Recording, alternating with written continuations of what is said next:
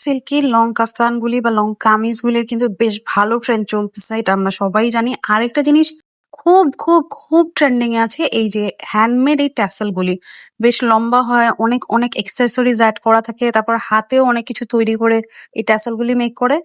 আজকের ভিডিওতে আমি একটা ড্রেস মেক করে দেখাবো, যেখানে আমি ট্যাসেলও আমি আপনাদের হাতে বানিয়ে দেখাবো।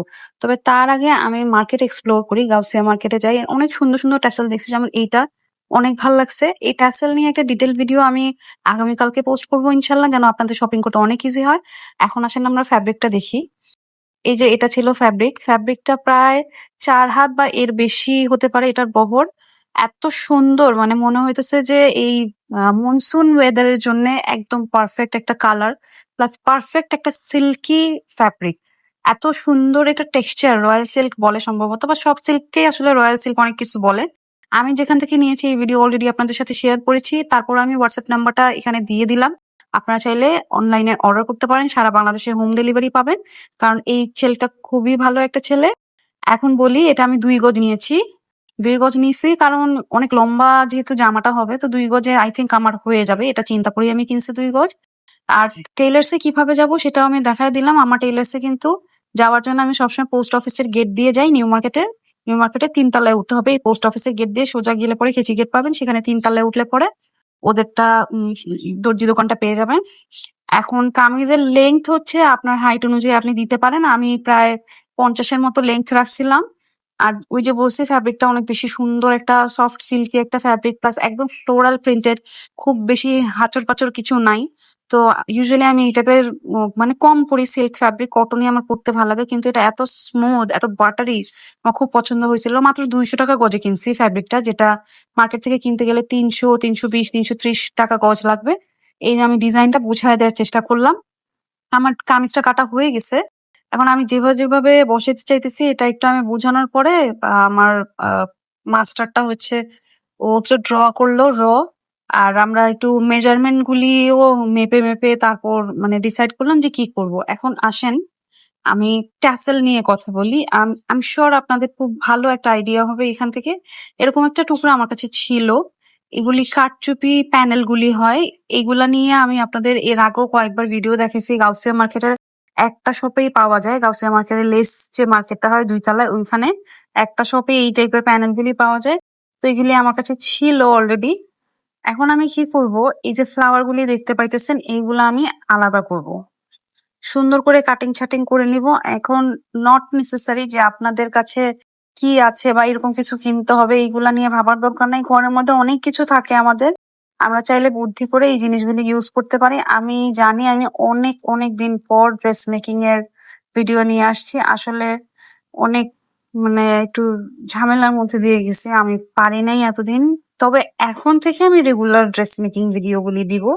আর কি কি রিক্রিয়েট করা যায় এরকম ড্রেসের আমাকে একটু আইডিয়া দিয়েন আপনারা।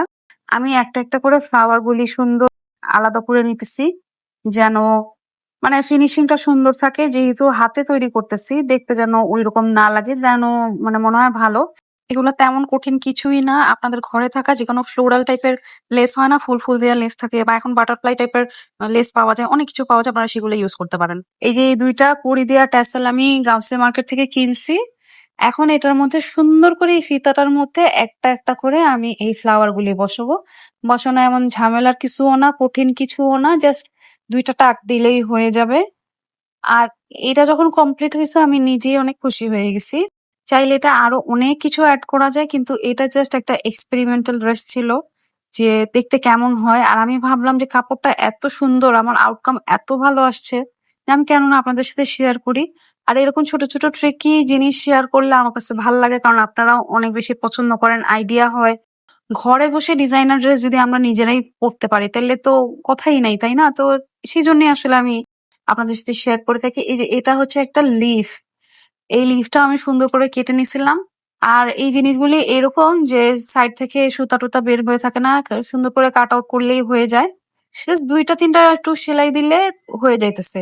এই পুরোটা ফিতার মধ্যে আমি এক একটা ছোট ছোট ফ্লাওয়ার, তারপর লিফ, এগুলি আমি অ্যাড করবো। যেহেতু কারচুপি ওয়ার্ক করা ছিল, জিনিসটা আমার বসাইতেও খুব একটা কষ্ট হইতেছিল না। আপনারা না বিভিন্ন রকমের লেস কেটেও কিন্তু এরকম করতে পারেন।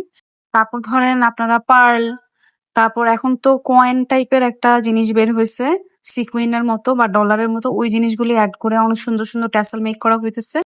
এই যে আমি ট্যাসেলটা বানানোর পরে ঠিক এরকম হয়েছে।